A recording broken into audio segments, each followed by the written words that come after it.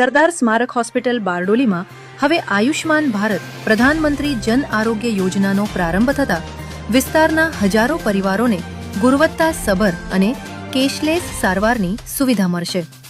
ધારાસભ્ય તથા માજી કેબિનેટ મંત્રી ઈશ્વરભાઈ પરમારના હસ્તે યોજનાનું લોકાર્પણ કરવામાં આવ્યું. કેન્દ્ર સરકારની આ મહત્વાકાંક્ષી યોજના હેઠળ પાત્ર લાભાર્થી પરિવારોને દર વર્ષે 10 લાખ રૂપિયા સુધીની કેશલેસ સારવારનો લાભ આપવામાં આવે છે. હવે સરદાર સ્મારક હોસ્પિટલમાં general surgery, gynaecology, urology, orthopaedic સારવાર, જોઇન્ટ રિપ્લેસમેન્ટ, ડાયાલિસિસ અને બાળ રોગની વિવિધ સારવાર આયુષ્માન યોજના હેઠળ ઉપલબ્ધ બનશે.